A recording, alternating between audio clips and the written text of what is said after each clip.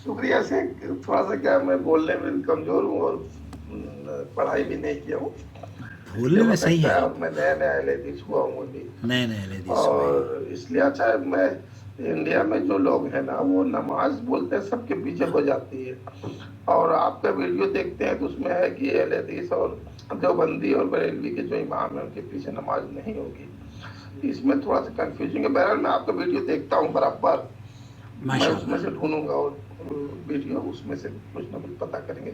शुक्रिया बहरहाल, बहुत शुक्रिया। शुक्रिया आपका मेरे अजीज, मेरे दोस्त। अल्लाह ताला आपको साबित कदमी अता फरमाए। आप नए नए अहले हदीस हुए हैं, यानी कि मुझ जैसे, जैसे हम लोग देवबंदी थे, हनफी थे, और खुराफात, शिरक बिदआत और न जाने कौन कौन सी चीज़ें अपनी आंखों से मुशाहिदा करने के बाद हमने तौबा करी।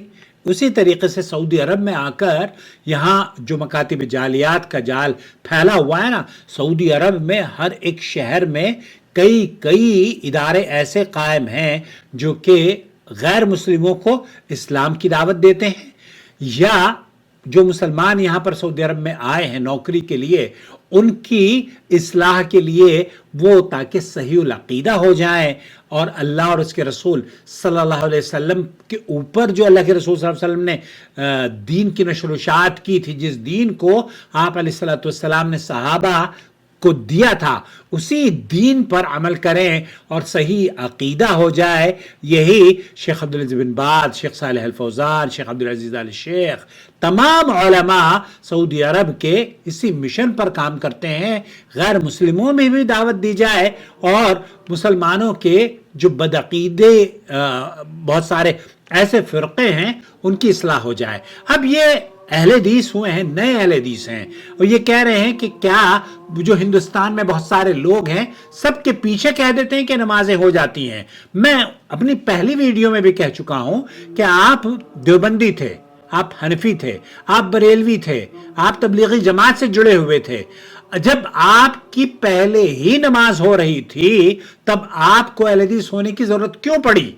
इन मौलवियों से आपको पूछना चाहिए, जब मैं देवबंदी था, जब मैं हनफी था, जब मैं आपके मुताबिक गुमराह था, तब आपने मुझसे कहा कि आप अपनी तौबा कर लीजिए। सऊदी अरब के उलमा और मशाइख की तकरीरें आपने सुनवाई, सऊदी अरब के फतावजात आपने हमें दिए, सऊदी अरब के उलमा और मशाइख की आरा कभी ऑडियो की शक्ल में, कभी वीडियो की शक्ल में, कभी किताबों की शक्ल में। मैं एक ऐसे इदारे को जानता हूं जो कि हिंदुस्तान में सऊदी अरब की तरफ से, यहाँ शेख सालेह अल फौजान है, शेख मोहम्मद इब्न अब्दुल वहाब रहमतुल्लाह अलैह की किताबें हैं, वो छाप छाप कर लोगों को फ्री में तकसीम करते हैं। लेकिन जो बानी हैं, जो वहां के करता धरता है, वो ये कहते हैं कि सबके पीछे नमाजें पढ़ लो। अरे भाई, जब आपकी सबके पीछे नमाजें हो रही हैं तो फिर ये लाखों रुपए अपने इदारे कायम करना, ये किताबें छपवा कर ये तासुर देना कि देवबंदी सही नहीं है, बरेलवी अकीदा सही नहीं है, जब ये सही नहीं है तो फिर हमें ये बताया जाए कि हमें ये क्यों कहा गया कि आप अहले हदीस हो जाइए। अगर वो सही थे तो हमें वो भी सही है और हम भी सही हैं। लेकिन आपने हमें बताया, जैसे ये भाई है, कहता है कि मैं पहले देवबंदी था, हनफी था, अब मैंने अहले हदीस में हो गया हूं, लेकिन इन लोगों का क्या करूं? ये कहते हैं कि सबके पीछे नमाजें हो जाती हैं। तो सबसे उनसे पूछा कीजिए। शेख सालेह फौजान ने बहुत दो टोक एक बात बताई थी और उसको मैंने अब कई वीडियो में आपकी खिदमत में पेश करता हूं। शेख सालेह फौजान कहते हैं कि जो आदमी ये कहता हो कि अल्लाह ताला हर जगह मौजूद है, ये अहले सुन्नत वल जमात का अकीदा नहीं है। जो हर जगह मौजूद है, ये कहना अबू लहब का अकीदा है, ये मुशरिकाना अकीदा है, ये कुफरिया अकीदा है। तो आप इससे कतई नजर कोई भी शख्स क्यों ना हो, वो अगर ये समझता है कि अल्लाह ताला हर जगह मौजूद है, अल्लाह ताला हर जगह हाजिर और नाजिर है, तो उसकी तो अपनी नमाज नहीं हो रही। आप अब ये बना लें कि जनाब हम सबके पीछे नमाज पढ़ेंगे। तो ये इन मौलवियों ने शायद ये गलत फहमी, इनकी ये बात ना सुने। मैं आपको सही बताऊं, वो बहुत सारे लोग हैं कहते हैं कि आकिल साहब को ना सुने। میں آپ کو صحیح بات یہ ہے کہ عاقل صاحب کیا کہتے ہیں، کیونکہ عاقل صاحب تو خود دیوبندی تھے نا، عاقل صاحب تو خود حنفی تھے، عاقل صاحب تو خود بدعقیدہ تھے، اور سعودی عرب میں آئے تو اللہ کے فضل و کرم سے ہماری آنکھیں کھل گئی. یہاں شیخ عبد بن باز اور شیخ صالح العثیمین، شیخ صالح الفوزان، شیخ عبد العزیز آل شیخ جو یہاں کے علماء ہیں، شیخ عبد الرحمن سدیس ہیں، ان کے خطبات سنے. جب ہمیں پتہ چلا کہ یہ بدعقیدگی دیوبندی اور بریلویوں میں پائی جاتی ہے تو ہم نے توبہ کر لی. آپ بھی توبہ کر لیں بدعقیدگی سے، آپ بھی توبہ کر لیں خرافات سے. اور وہ امام جو کہ صحیح العقیدہ ہے، وہ امام جو اللہ کو عرش پر مستوی سمجھتا ہے، اس کے پیچھے نماز بالکل پڑھنا، چاہے وہ اپنے آپ کو دیوبندی ہی کیوں نہ کہلواتا ہو. لیکن اگر کوئی یہ کہتا ہے، وہ چاہے کوئی بھی ہو، وہ کہتا ہے کہ اللہ تعالیٰ ہر جگہ موجود ہے، تو آپ اس کے پیچھے نماز نہ پڑھیں. تو میرا صرف آپ کے لیے دعا گو ہوں، لیکن ان لوگوں سے یہ پوچھیں ضرور کہ ہم تو دیوبندی تھے، آپ بھی دیوبندی تھے، ان سے کہیں میں دیوبندی تھا، مجھے کیوں گمراہ کیا گیا بقول آپ کے؟ بھائی ان کے پیچھے نمازیں نہیں ہو رہی، تبھی تو آپ نے کہا کہ آپ عقیدہ درست کر لیں. سعودی عرب کے کتابچے آپ کو دیے گئے، سعودی عرب کی جعلیات کی کیسٹیں آپ کو دی گئیں، سعودی عرب کی ویڈیوز آپ کو بتائی گئیں.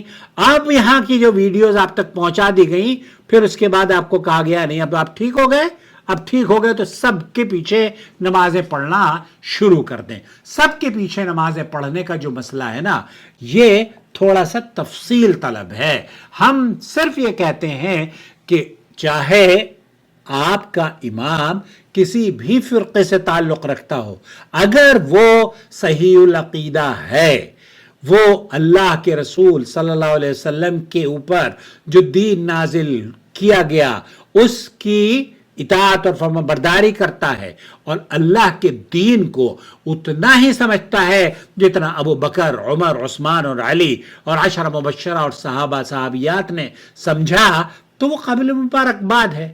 لیکن ہمارے یہاں مصیبت یہ ہے کہ ہم بڑے بڑے مفتیوں کے فتوے سنتے ہیں، بڑے بڑے مفتیوں کی تقریریں اور ڈیبیٹ سنتے ہیں، لیکن جب آتی ہے بات عقیدے کی تو یقین جانیے یہ سارے مفتی آپ کو گمراہ کر رہے ہوتے ہیں. الا من رحم ربو، الا من رحم ربی، اللہ رب العالمین جس پر میرے رب کا فضل و کرم ہو جائے تو وہ آپ کو صحیح العقیدہ ہونے کی دعوت دیتا ہے. سعودی عرب کے جعلیات کے مکاتب آپ کو صحیح العقیدہ ہونے کی دعوت دیتے ہیں.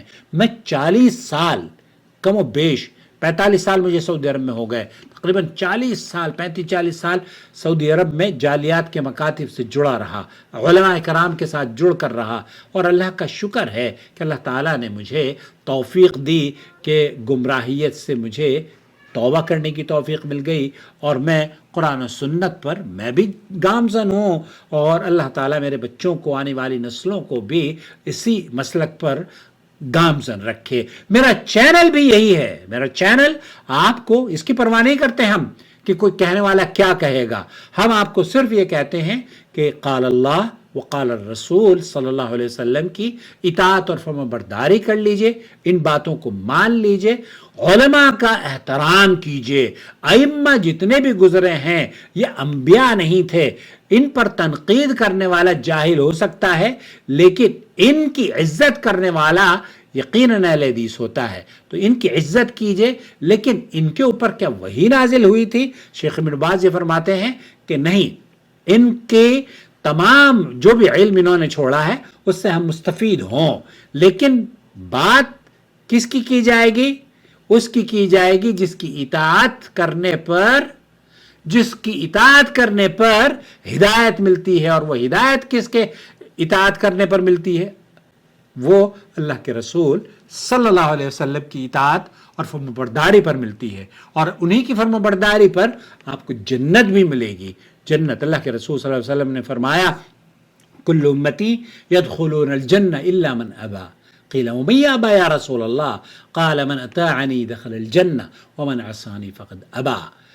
اللہ کے رسول فرماتے ہیں کہ کوئی کئی ایسے لوگ بھی ہوں گے کہ جنت میں جانے سے انکار کریں گے. صحابہ نے پوچھا ایسا بدبخت کون ہو سکتا ہے جو جنت میں جانے سے انکار کرے؟ بھلا کوئی ہو سکتا ہے؟ اللہ کے رسول صلی اللہ علیہ وسلم نے فرمایا ہاں، وہ جو میری اطاعت نہیں کرتا وہی تو ہے. وہ یہ کہتا ہے کہ نہیں، میں نبی کریم صلی اللہ علیہ وسلم کے اوپر جو دین نازل ہوا ہے یہ بس ٹھیک تو ہے، لیکن مانوں گا میں اپنے بزرگ کی، مانوں گا میں اپنے پیر کی، مانوں گا میں فلانے والے کی. اللہ تعالیٰ، میرا مقصد آپ کو قرآن و سنت کی طرف دعوت دینا ہے، اور اس دعوت سے آپ کو اگر اختلاف ہے تو پھر اپنا علاج کرا لیجئے، اللہ آپ کو ہدایت سے نوازے.